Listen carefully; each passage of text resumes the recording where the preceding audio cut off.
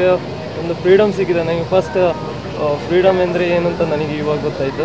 ಅಂದರೆ ಯಾಕೆ independence day ಇಷ್ಟು ಗೌರವವಾಗಿ ಆಚರಿಸ್ತಾ ಇದ್ದಾರೆ, ಅದು ನನಗೆ ಎಕ್ಸ್ಪೀರಿಯನ್ಸ್ ಆಯಿತು.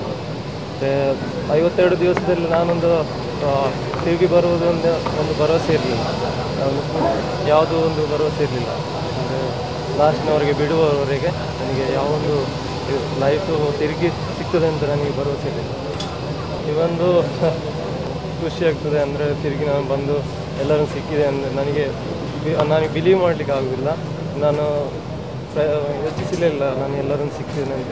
ಅಂದರೆ ಅವರೊಂದು ಥರ ಪ್ರಾಣಿಯಾಗಿ ಇದ್ದಾರೆ, ಮನುಷ್ಯರಲ್ಲ ಅವರು. ಅಂದರೆ ಯಾವುದೊಂದು ಅವರ ಹಣ ಮಾತ್ರ ಅವರಿಗೆ ಬೇಕಾದ್ದು, ನಮ್ಮ ಲೈಫ್ ಯಾವುದು ಅವರು ಕೇರ್ ಇಲ್ಲ ಅವ್ರದ್ದು. ಅಂದರೆ ಯಾವಾಗಲೂ ಚಿಡಾಯಿಸ್ತಾ ಇದ್ದಾರೆ. ಗನ್ ಪಾಯಿಂಟಲ್ಲಿ ಇಟ್ಟು ಟಾಯ್ಲೆಟ್ ಒಂದು ಹೈಜಾಕ್ ಮಾಡಿ 2 ದಿವಸ ನಮ್ಮನ್ನು ಒಂದೇ ರೂಮಲ್ಲಿ ಹಾಕಿದರು. ಅದ್ರ ನಂತರ ಟಾಯ್ಲೆಟಿಗೆ ಹೋಗೋಕ್ಕೆ ಎಲ್ಲ ಗನ್ ಪಾಯಿಂಟಲ್ಲಿ ತಗೊಂಡು ಹೋಗ್ತಿದ್ದಾರೆ. ಮತ್ತು ಅದರ ನಂತರ ಅಕೊಮಡೇಷನ್ ಅಂದರೆ ಒಂದು ರೂಮಿಂದ ಒಂದು ರೂಮಿಗೆ ಹೋಗೋ ಹಾಗೆ ಫ್ರೀಡಮ್ ಕೊಟ್ಟರು. ಕೊನೆಗೆ ಯಾವ ರೀತಿ ನಿಮ್ಗೆ ಬಿಡುಗಡೆ ಆಯಿತು ಮಾತುಕತೆ ಅದ್ರ ಬಗ್ಗೆ? ಕೊನೆಗೆ ಅಂದರೆ ಕಂಪನಿಯವರು ಸೀಕ್ರೆಟ್ ನೆಗೋಷಿಯೇಷನ್ ಮಾಡಿ ಅವರೇ ಇದು ಮಾಡಿದ್ದಾರೆ. ಯಾರಿಗೆ ಪಬ್ಲಿಷ್ ಮಾಡಲಿಲ್ಲ, ಏನು ಎಷ್ಟು ಹಣ ಕೊಟ್ಟಿದ್ದಾರೆ ಏನು ಅಂತ ಯಾರಿಗೆ. ಅಂದರೆ ಹಣ ಕೊಡೋದಿದ್ರೆ ಹತ್ತಿರ ಬಂದು ಶೂಟ್ ಮಾಡ್ತಾರೆ.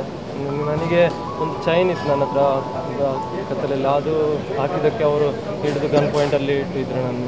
ಮತ್ತು ಇನ್ನೊಬ್ಬರು ಬಂದು ಸಾರಿ ಹೇಳಿದರು, ಮತ್ತು ಅದನ್ನು ತೆಗೆದು ನಾನು ಒಳಗಿಟ್ಟೆ. ಅದರ ತುಂಬ ಇದು ಮಾಡಿದ್ರು.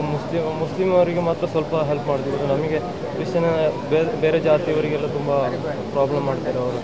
ಇವಾಗ ಕಂಪನಿ ಹೇಳಿದ್ದಾರೆ ಒಳ್ಳೆ ಇನ್ನು ಆ ರೂಟಲ್ಲೆಲ್ಲ ಬೇರೆ ರೂಟಲ್ಲಿ ಹೋಗೋ ಶಿಪ್ಪಲ್ಲಿ ನಾವು ಕಲಿಸ್ತೇವೆ ಅಂತ ಹೇಳಿದ್ದಾರೆ. ಭರವಸೆ ಕೊಟ್ಟಿದ್ದಾರೆ. ನಾನು ತಿರುಗಿ ಒಂದು 2-3 ತಿಂಗಳು ರೆಸ್ಟ್ ತೆಗೆದು ತಿರುಗಿ ನಾವು